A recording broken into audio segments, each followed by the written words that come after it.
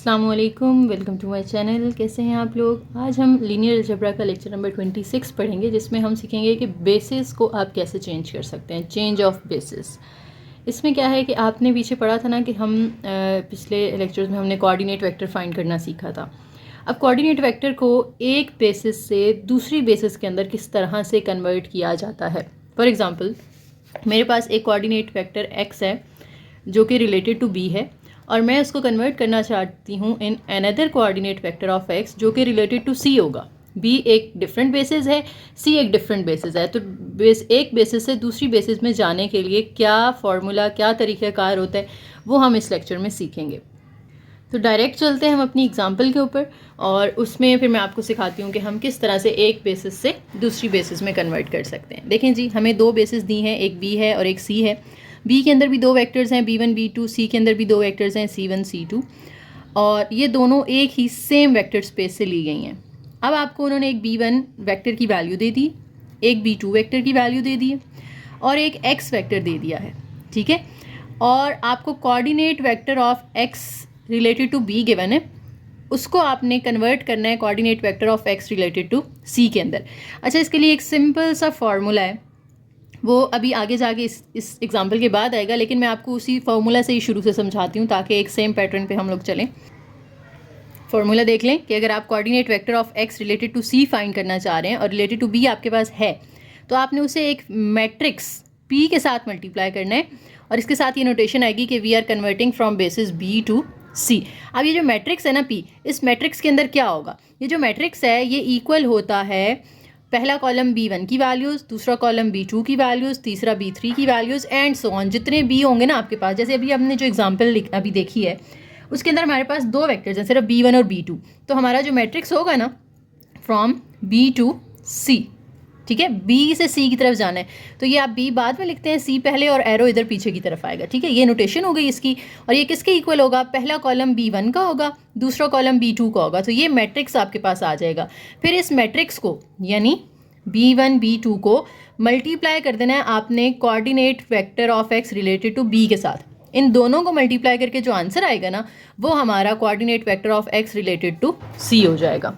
अब ये जो p है ना, from b to c, it is called change of coordinate matrix from b to c। यानी इस p को आप क्या पढ़ेंगे, change of coordinate matrix from b to c, arrow c की तरफ आएगा, ठीक है। तो ये फार्मूला अब आप लोगों ने पढ़ लिया। अब इसी फार्मूला को माइंड में रखते हुए हम पिछली एग्जांपल सॉल्व करते हैं। देखें, हमने ये c वाला फाइंड करना है, इज़ इक्वल टू, यहाँ पे अब p की जगह पे, ये p है ना, p की जगह पे b1 और b2 दो कॉलम आ जाएंगे। अब b1 की जो हमें उन्होंने वैल्यूज़ दी हुई थी वो थी, हमारे पास b1 है 4c1 प्लस c2, और b2 जो है वो -6c1 प्लस c2 है।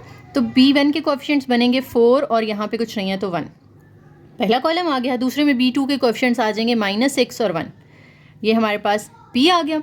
और इसके साथ xb मल्टीप्लाई करना है, xb भी हमें एग्जांपल में उन्होंने खुद ही दे दिया है 3 1। अब जस्ट इनको मल्टीप्लाई करेंगे तो हमारे पास आंसर आ जाएगा। फर्स्ट रो को फर्स्ट कॉलम से मल्टीप्लाई करते हैं, 4 3 ज़ार 12 -6 1 ज़ार 6। इस तरह से सेकंड रो को करेंगे 1 3 ज़ार 3, प्लस लगा के 1 1 ज़ार 1, तो xc जो है वो हमारे पास आ जाएगा 6 4, ठीक है। तो ये आपकी एग्जाम्पल इस तरह से सॉल्व हो गई है। अच्छा, ये जो फार्मूला अभी हमने पढ़ा है, xc is equal to p from b to c and xb, इसी में अब देखो ना, हमें p और b यूज़ करते हुए c निकाला है हमने। अगर ऐसा हो कि हमें c फाइंड करना है, c गिवन है और b फाइंड करना है, तो ये जो p है ये हम उठा के इस साइड पे ले आएंगे, तो xb अकेला रह जाएगा। और आपको पता है जब मैट्रिक्स एक साइड से उठा के आप दूसरी साइड पे लेकर जाते हैं तो उसका इन्वर्स आ जाता है, यानी p from b to c का इन्वर्स लेंगे आप, और उसको xc से मल्टीप्लाई करेंगे तो आपके पास xb आ जाएगा, ठीक है। तो इस तरह से इस फार्मूला को आप चेंज भी कर सकते हैं। अब मज़ीद इस लेक्चर में हमने इसी से रिलेटेड एग्जांपल्स करनी है कि डिफरेंट टाइप से अगर आपको xb फाइंड करना है तो कैसे करना है, ये इन्वर्स वाला मेथड भी हम यूज़ करेंगे। और अगर आपको ये p फाइंड करना है, यहाँ पर तो p भी दिया हुआ था और ये भी दिया हुआ था ना, अगर ये xc और xp गिवन है और आपको ये p फाइंड करना है, वो किस तरह से आप फाइंड कर सकते हैं, तो ये मज़ीद एग्जाम्पल अब हम करते हैं नेक्स्ट। बाकी ये थ्योरी आप लोग पढ़ लीजिएगा, ये वही बातें हैं जो मैं आपको ऑलरेडी बता चुकी हूँ। एग्जांपल नंबर 2 पे चलते हैं। आपके पास एक बेसिस D है जिसके अंदर 3 वेक्टर्स हैं, D1 D2 D3, और एक F है जिसके अंदर F1 F2 F3 हैं। दोनों एक वेक्टर स्पेस V से ली गई हैं। अब देखिए, F1 की भी वैल्यू उन्होंने हमें दे दी है, ये हाईलाइट कर लेते हैं। F2 की वैल्यू उन्होंने हमें दे दी है, इसी तरह से F3 की वैल्यू दे दी है। आपने find the change of coordinate matrix from F two D, यानी एक कोऑर्डिनेट मैट्रिक्स पी फाइंड करना है एफ टू डी, एफ बाद में लिखेंगे, डी पहले और डी की तरफ एरो आ जाएगा, ये चीज़ आपने फाइंड करनी है। तो मैंने अभी पीछे बताया आपको कि जो वेक्टर्स होते हैं ना, यानी देखें अगर आप पीछे हम बी से जा रहे थे सी की तरफ, तो जो बी के वेक्टर्स थे ना उनका कॉलम हम बनाते हैं, यानी B1 B2 उनको कॉलम फॉर्म में लिखते हैं, तो वो P आ जाता था। अभी हम जा रहे हैं F से D की तरफ, तो जो F के वेक्टर्स होंगे ना, F के वेक्टर्स यानी F1 F2 और F3, इनके कॉलम्स आप बना लेंगे, पहला कॉलम, दूसरा कॉलम, तीसरा कॉलम, तो ये आपके पास मैट्रिक्स आ जाएगा। ठीक है, तो यहाँ पे एक पॉइंट याद रखने वाला कौन सा है कि जिस बेसिस से आप कन्वर्ट करके दूसरी में जा रहे होते हैं उसके वेक्टर्स आपने यहाँ पे कॉलम फॉर्म में लेने हैं। यानी अगर आप बी से सी जा रहे हैं तो बी के वेक्टर्स आते थे, एफ से डी जा रहे हैं तो एफ के वेक्टर्स यहाँ पर अंदर आएंगे। अब F1 F2 F3 की जो वैल्यूज़ दी हैं वो पुट कर दें। F1 के जो कोएफिशिएंट्स हैं वो हैं 2 -1 1, वो लिख लेंगे आप। दूसरे कॉलम में F2 के आ जाएंगे, F2 हमारे पास है जी 3, सॉरी D1 तो यहाँ पे नहीं है, तो D1 की जगह पे 0 आ जाएगा, फिर D2 के साथ 3 है और यहाँ पे 1 है, फिर F3 है, इसमें D1 के साथ -3 है, D2 यहाँ पे नहीं है तो 0 हो जाएगा, D3 के साथ 2 आ रहा है, ये आपके पास मैट्रिक्स आ गया। तो फर्स्ट पार्ट का आंसर हो गया हमारा। अब सेकंड में आपने XD फाइंड करना है। देखें आपने XD फाइंड करना है, आप F से D जा रहे हैं ना, तो XD का जो फॉर्मूला होगा वो किसके इक्वल होगा, P from F to D into X related to F। अब ये मैट्रिक्स तो आपके पास है, ये आप मैट्रिक्स लिखेंगे 2 -1 1 0 3 1 -3 0 2। अब इसके साथ XF आ जाएगा। XF क्या उन्होंने हमें दिया हुआ है, ये देखें X दिया उन्होंने हमें, जो कि किसके इक्वल है, F1 -2 F2 + 2 F3, यानी F का एक लीनियर कॉम्बिनेशन बना के ना F1 F2 F3 का जो हमें X दिया गया है, यही बेसिकली XF होगा ना। तो XF के जो कोऑर्डिनेट्स हैं वो क्या हैं, फिर यहाँ पे कोएफिशिएंट, सॉरी 1 है, -2 है और 2 है, तो 1 -2 और 2, तो ये XF की जगह पे आ जाएगा। बस इन दोनों को आपने मल्टीप्लाई कर लेना है, तो आपके पास XD आ जाएगा। मल्टीप्लाई कैसे करते हैं, फर्स्ट रो को फर्स्ट कॉलम से करें, 2 1 2 0 और 3 2 ये -6 हो जाएगा। सेकेंड रो को करें -1 -6 और ये 0,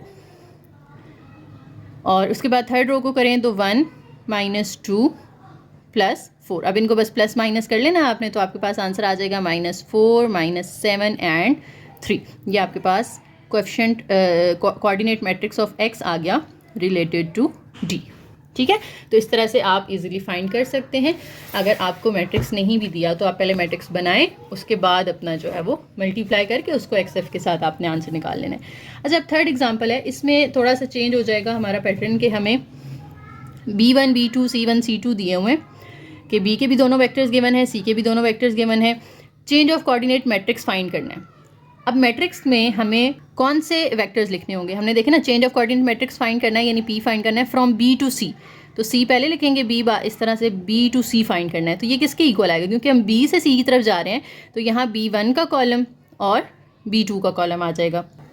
लेकिन यहाँ पे जो B1 B2 की वैल्यूज़ दी हुई हैं ना, ये हमें इस B के अंदर की ही दी हुई हैं, हमने इनको with respect to C find करके वो यहाँ पर पुट करनी है। अभी पिछले एग्जांपल में देखें, जैसे हमने अभी जब यहाँ पे F की वैल्यूज़ दी हुई थी, F1 F2 F3, हमने यहाँ पे F1 की वैल्यू पुट की, F2 की, F3 की, तो ये जो F की वैल्यूज़ थी ये इन टर्म्स ऑफ D दी हुई थी ना, D1 D2 D3 जो D के वेक्टर्स थे, F के vectors as a linear combination of D लिखे हुए थे। इसी तरीके से यहाँ पे भी जो हमारे ये B1 B2 आएंगे ना, इनको पहले हमने विद रिस्पेक्ट टू या रिलेटेड टू C करके फाइंड करना है, फिर यहाँ पर पुट करना है। उसका क्या तरीका होता है, अगर इस तरह का सवाल आपको दे दिया जाए कि चारों वेक्टर्स दिए हुए हैं, आपको X भी नहीं दिया और साथ में जो फाइंड करना है आपने वो सिर्फ मैट्रिक्स फाइंड करना है, तो किस तरीके से आपने उसको सॉल्व करना है। देखें, आप एक इस तरह से मैट्रिक्स बनाएंगे जिसमें आपने कन्वर्ट किससे करना है, B से C की तरफ जाना है ना, तो C के वेक्टर्स पहले आएंगे C1 C2 और B के वेक्टर्स जो हैं वो बाद में आएंगे B1 B2।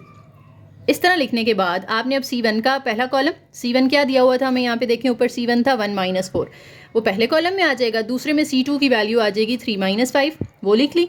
तीसरे में B1 की वैल्यू आएगी -9 1, वो लिख लें। फिर B2 की वैल्यू आएगी -5 -1। तो ये 4 कॉलम्स वाला एक मैट्रिक्स बन गया हमारे पास। ये आपके सामने मैं दोबारा लिख रही हूँ, यहाँ पे 1 -4 3 -5 -9 1 एंड -5 -1। अब इसको ना आपने रिड्यूस्ड एचेलॉन में कन्वर्ट करना है।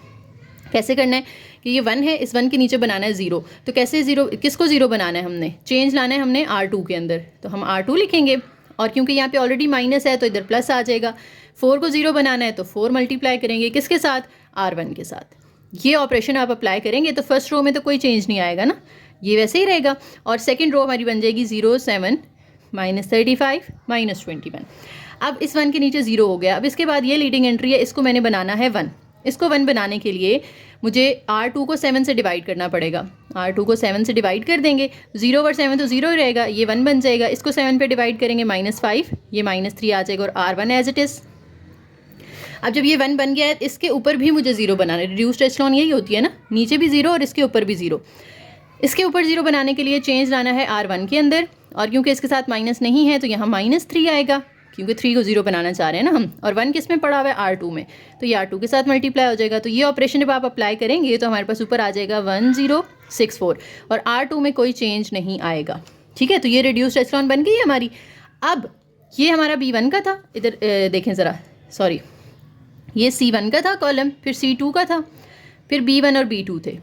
तो यहाँ से ये देखें मुझे B1 की वैल्यू मिल गई है, ये B2 की वैल्यू मिल गई है। इनको मैंने यहाँ पे पुट कर देना है इस मैट्रिक्स के अंदर। B1 की जगह पे 6 -5 आ जाएगा, B2 की जगह पे 4 -3 आ जाएगा। तो ये मैंने मैट्रिक्स जो है वो कोऑर्डिनेट मैट्रिक्स फाइंड कर लिया है। अगली एग्जांपल 4 भी इसी पैटर्न पे है। देखें, आपको 4 वेक्टर्स दिए हुए हैं, B1 B2 C1 C2, same उसी तरीके से ना जैसे पिछली एग्जांपल में था, कोई x नहीं दिया हुआ यहाँ पे। आपने change of coordinate matrix from C to B find करना है।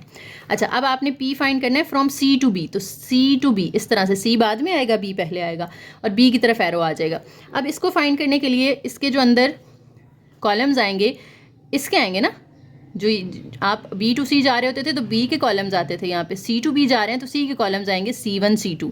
लेकिन ये वाला C1 C2 नहीं फाइंड करना, वो C1 C2 फाइंड करना है जो कि B से रिलेटेड हो।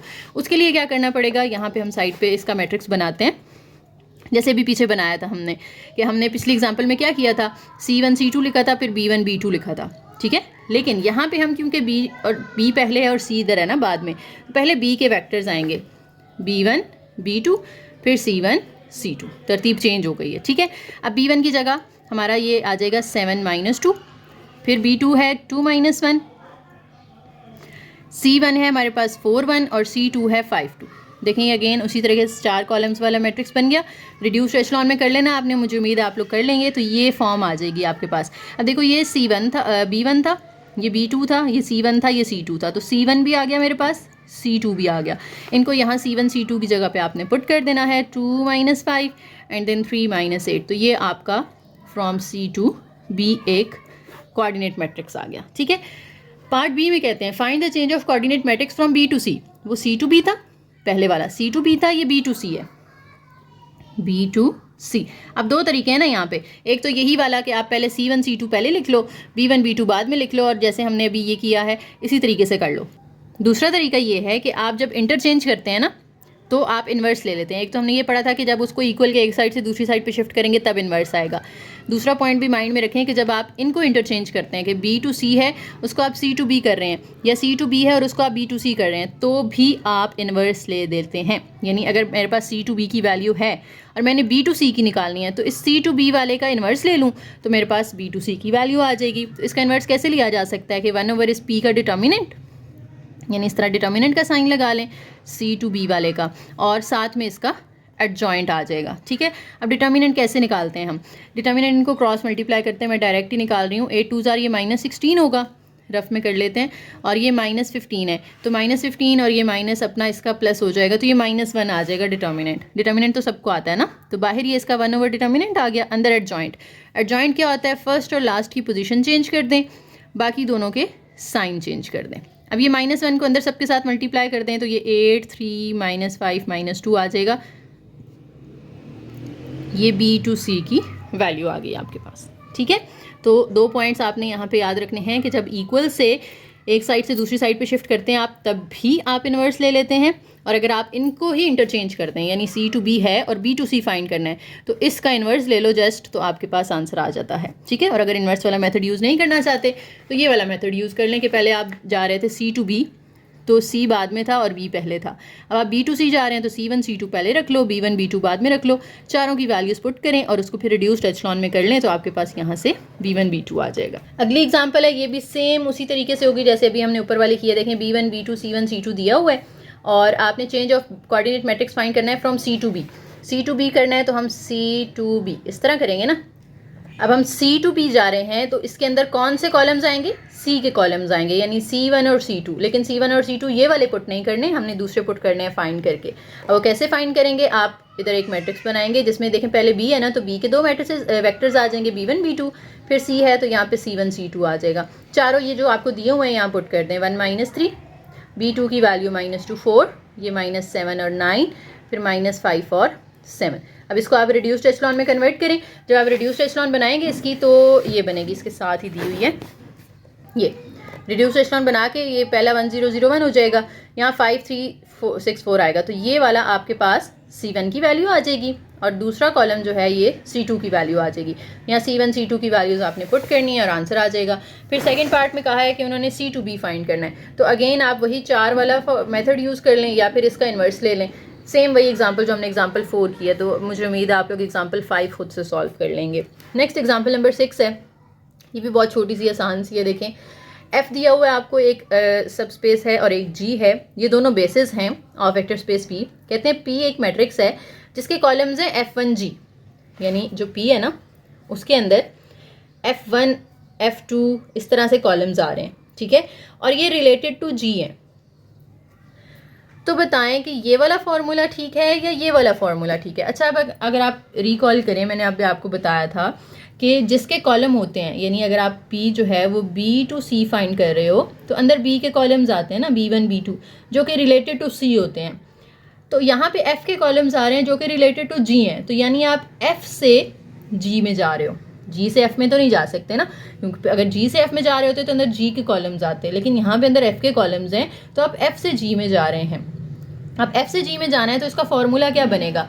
पीछे वाला जो हमने शुरू में फॉर्मूला पढ़ा था, क्योंकि F से हम G में जा रहे हैं तो XG आपने फाइंड करना होता है, अंदर P आ जाएगा जो कि F से G होगा और यहाँ पे F का साथ में मल्टीप्लाई होगा, ये फॉर्मूला बनेगा। तो देखें कौन सा फॉर्मूला करेक्ट है। इसमें VF है is equal to P VG है, इसमें VG है is equal to P VF है, तो ये VG X की जगह उन्होंने बस V कर दिया, तो G वाला इस साइड पे है, ये सेकंड में, और सामने P के साथ F वाला मल्टीप्लाई हो रहा है, तो P के साथ F वाला, तो सेकंड ऑप्शन करेक्ट है, फर्स्ट वाला रॉन्ग है, ठीक है। तो बस यहाँ से आपने बताना था कि कौन सी इक्वेशन सेटिस्फाई हो रही है, second one is being satisfied. Next question number 2 है, let B and C be in example 1। Example number 1 में जो B और C उन्होंने हमें दिया हुआ था उसको यूज़ करते हुए find the change of coordinate matrix from C to B। अच्छा, एग्जाम्पल 1 की स्टेटमेंट हम ज़रा सामने रख लेते हैं ताकि हमें आसानी हो। देखें जी, एग्जाम्पल 1 में जो पहली हमने एग्जाम्पल की थी, हमने इसमें क्या फाइंड किया था, उन्होंने कहा था हमें XC जो है वो फाइंड करके दें। अब इसमें हमें XC फाइंड करने के लिए हमने पहले P फाइंड किया था। P हमारा क्या आया था, ये आया था 41 - 61, ये आगे लिख लेते हैं, ये लिखा हुआ है बल्कि, देखें P from B to C आया था 41 - 61। अब वो कह रहे हैं कि ये जो B to C वाला रिजल्ट है इसको यूज़ करते हुए C to B वाला फाइंड करें।